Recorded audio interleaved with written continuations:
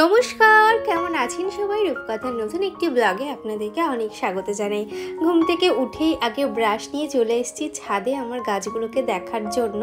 আর আজকে না নয়নতারা ফুল গাছে একটু পিঁপড়ে ধরেছে পাতাগুলোর ওপরে, তো ভাবছি একটু ব্লিচিং পাউডার দিয়ে দেবো 2 দিন, তারপর ঠিক হয়ে যাবে। আর এই টিপসটা না আমাকে নার্সারি থেকেই বলে দিয়েছিল যে যখনই গাছে পিঁপড়ে লাগবে একটু ব্লিচিং পাউডার দিয়ে দেবে, তাহলে কিন্তু পিঁপড়েরা গন্ধতে চলে যাবে। আর বিশেষ করে জবা ফুল গাছে কিন্তু বেশি পিঁপড়ে লাগে, যেটা আমার আগের খুব সমস্যাটা হয়েছিল। গাছগুলো বাড়ছিলই না, কুড়ি খেয়ে নিচ্ছিল। তো সেই সমস্যার সমাধান আমি নার্সারিতে গিয়ে জিজ্ঞাসা করেছিলাম যে গাছে পিঁপড়ে লাগলে আমি কি করব। তো ওনারাই বলেছিলেন যে একটু ব্লিচিং পাউডার রেখে দেবেন ঘরে, যখনই ওরকম দেখবেন মানে অল্প 1 চিমটি করে সেই পাউডারটা নিয়ে যেখানে পিঁপড়েগুলো আছে তো সেই জায়গাগুলোতে একটু করে ছড়িয়ে দিতে। বেশি দিলে কিন্তু গাছ মরে যাবে, একদমই অল্প 1 চিমটে তাই দিতে হবে। যাই হোক, বেশ কয়েকটা দিন ধরে আমার মায়ের কথা একটু মনেই পড়ছিল বলতে পারেন। মায়ের জন্য ভীষণ মন খারাপ করছিল। তো কি করা যাবে, মা গিয়েছিল গঙ্গাসাগর মেলায়, সেই জন্য আর মায়ের কাছে যাওয়া হয়নি। তো ভাবছি এই 2-3টে পর মায়ের কাছ থেকে একটু ঘুরে আসব। আর মাম্মামও বলছিল যে ও দিদুর কথা খুবই মনে পড়ছে। আর তখনও না আমার মায়ের কথা বেশি করে মনে পড়ে। তখন আমারও মনে হয় যে আমিও যদি একটু মায়ের কাছে 2 দিন গিয়ে থাকতে পারতাম, মানে ভালো হতো আর কি। আর দেখুন, এদিকে কিন্তু আমি ড্রেসিং টেবিলের লাইট লাগিয়েছি, সেটা আপনাদেরকে একটু পরে আমি শেয়ার করছি। অনেক দিনের ইচ্ছা ছিল যে ড্রেসিং টেবিলটা একটু ভালোভাবে অর্গানাইজ করব। আর দেখুন, মাম্মাম হওয়ার পরেই কিন্তু আমার এই ঘরে খাট এবং ড্রেসিং টেবিল আসে। তার আগে কিন্তু আমার ঘরে কিছুই ছিল না। সেই জন্য ওই মাম্মাম হওয়ার আগের মুহূর্তে বা মাম্মাম হওয়ার আগে আমি কিন্তু সেইভাবে আমার ঘরটাকে গোছাতে পারিনি। যা হয়েছে সবই আমার মাম্মাম হওয়ার পর। আর মাম্মাম হওয়ার পরে না আমি এতটাই ব্যস্ত হয়ে পড়েছিলাম যে ড্রেসিং টেবিলকে আমি নিজেই ভালোভাবে মাথা আঁচড়াতাম না। তো সেখান থেকে দাঁড়িয়ে মাম্মাম যখন হাঁটতে শিখলো, মাম্মাম যখন ছোট ছিল, তখন কিন্তু আমার ড্রেসিং টেবিল অর্গানাইজ আমি করতে পারতাম না, কারণ মাম্মাম সব হুড়িয়ে ফেলতো। তো এখন মাম্মাম বড় হয়েছে, এখন ভাবলাম আমি আমার ড্রেসিং টেবিলটাকে খুব সুন্দর করে অর্গানাইজ করি। আপনারা অনেকেই বলেছেন যে দিদি ড্রেসিং টেবিল ট্যুরটা দেবেন। এখন বাজে 8:30, চা খেলাম। আর কিছুদিন আগে তো গত বুধবারে আমি গিয়েছিলাম স্প্ল্যানেডে, আর ওখান থেকে বেশ কিছু জিনিস কেনাকাটা করেছি, তার মধ্যে হচ্ছে এইটা। এখন নিচে যাব, গিয়ে সবজি কাটতে হবে।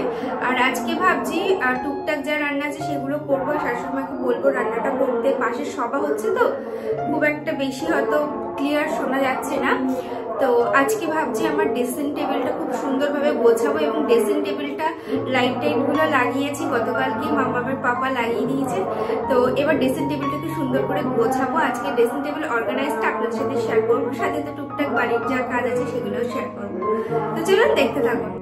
আপনারা অনেকেই আমার কাছে জিজ্ঞাসা করেছিলেন যে দিদি তুমি যে গাছে চাল ধোয়া জলটা দাও, এই চাল ধোয়া জলটা দিলে কি হয়? তো চাল ধোয়া জলটা যদি গাছে প্রতিদিন দেওয়া যায়, প্রতিদিন না হোক, তুমি যদি সপ্তাহে 2 থেকে 3 বারও দাও না, গাছের গ্রোথ খুব ভালো হয়। আর দেখুন, আমি তো 1 গ্লাস করে আগে জল নিয়ে আসতাম, মানে চাল ধোয়ার প্রথম জলটা নিয়ে আসতাম।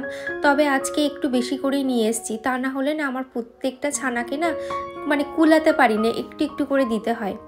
আর আমার শাশুড়ি মা গিয়েছিলেন অযোধ্যায়, তো ওখান থেকেই দেখুন প্রসাদ নিয়ে এসছে, রাম মন্দিরে গিয়েছিলেন, আর ওখান থেকে সমস্ত প্রসাদ নিয়ে এসছেন, ঠাকুরের ফুল নিয়ে এসছেন। তো সেই সমস্তগুলো ভাগাভাগি করে এখন চলে আসলাম রান্নাঘরে। আর এখানে আজকে আমি রান্না করব পালং চিকেন, আর তার জন্য আমি ব্যবহার করছি আগারোর মাল্টিকুক কেটেল। একটা কেটেলের মধ্যে তোমরা কিভাবে মানে পালং চিকেন করবে, তো সেটাই আমি আপনাদের সাথে শেয়ার করব। আর এটা কিন্তু আমি ফার্স্ট টাইম করছি, তো দেখা যাক কেমন হয়। তো প্রথমেই পালং শাকগুলোকে খুব ভালোভাবে সিদ্ধ করে নিতে হবে। ফ্রিজে একদমই বরফ নেই, সেই জন্য আমি বরফ জলে দিলাম না, এমনি নর্মালি ঠান্ডা জলে আমি ভিজিয়ে রাখবো। আর এদিকে আমি মাংসে কিন্তু একটু দই আর সমস্ত রকম গুঁড়ো মশলা, যেমন জিরের গুঁড়ো, ধনে গুঁড়ো, শুধু লঙ্কার গুঁড়োটা একটু বাদ দেবো, আর গরম মশলা একটু তেল দিয়ে খুব ভালোভাবে কিন্তু মাখিয়ে রেখে দেবো। আর তার মধ্যে দিকে একটু তেল দেবো, খুব বেশি তেল প্রয়োজন হবে না। পেঁয়াজ আর রসুনটাকে খুব ভালোভাবে ভেজে নিয়ে টমেটো দিয়ে দেব। আর এখনও কিন্তু আমি হলুদ দিইনি, হলুদটা কিন্তু কষানোর সময় দেব।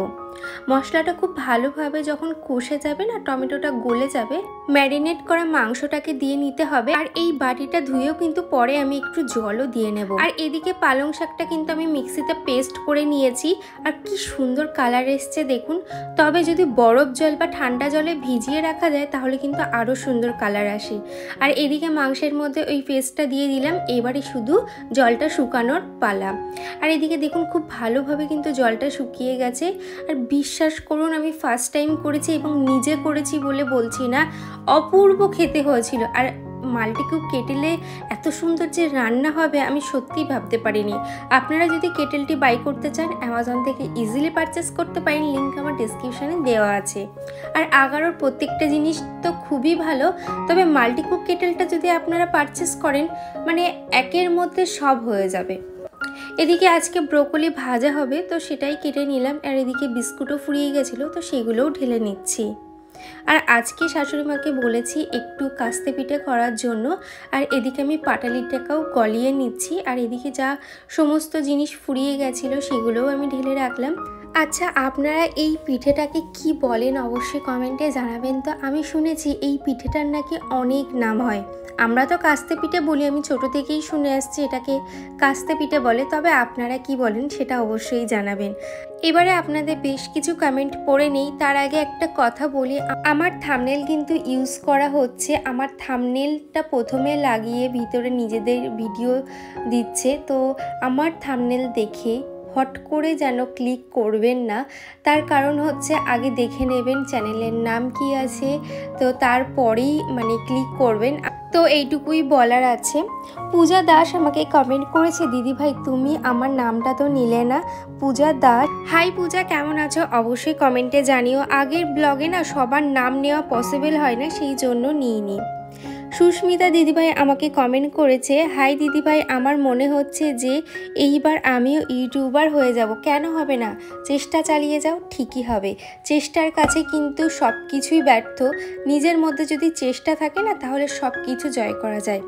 এদিকে দেখুন আমি ড্রেসিং টেবিলটা খুব সুন্দর করে অর্গানাইজ করেছি। হাতের কাছে যদি সব কিছু থাকে না, মানে বিশেষ করে ড্রেসিং টেবিলের সামনে যদি সব প্রোডাক্ট রাখা যায় তাহলে কিন্তু স্কিন কেয়ার করতে, মেকআপ করতে, সাজতে খুব মানে ইজি হয়ে যায় ব্যাপারটা।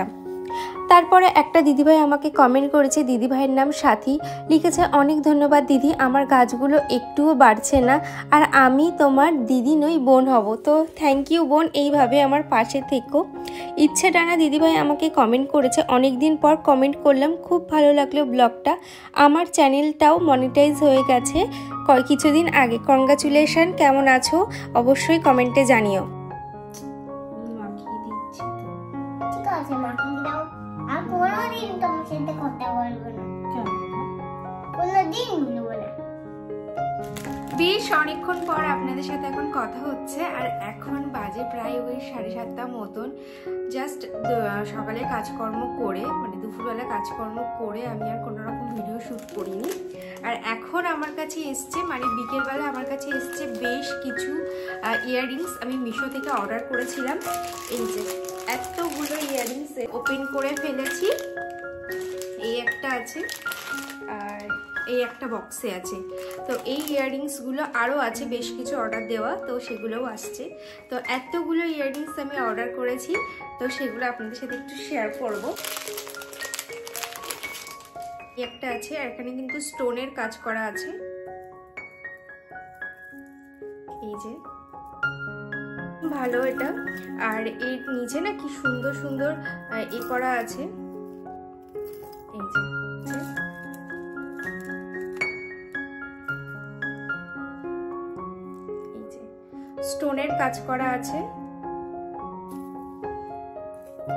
এই যে ইয়াররিংস কিন্তু আমি মিশো থেকে অর্ডার করেছিলাম, আর প্রত্যেকটা ইয়াররিংস ভীষণ ভালো। আপনারা যদি চান আপনারাও কিন্তু পারচেস করতে পারেন। লিঙ্ক আমার ডিসক্রিপশনে দেওয়া আছে, আমি কোথা থেকে পারচেস করেছি তার লিঙ্কটা আমার দেওয়া আছে। আমার তো ভীষণ পছন্দ হয়েছে, কারণ দেখুন সামনেই সরস্বতী পুজো, আপনারা চাইলে কিন্তু এই ধরনের সিলভার আর যে ইয়াররিংসগুলো হয় সেগুলো পারচেস করতে পারেন। কিন্তু কমেন্টে জানাবেন। আর আজকের মতন ব্লগটা আমি এখানেই শেষ করছি, দেখা হচ্ছে পরবর্তী ভিডিওতে। ততক্ষণ সবাই সুস্থ থাকবেন, ভালো থাকবেন, টাটা।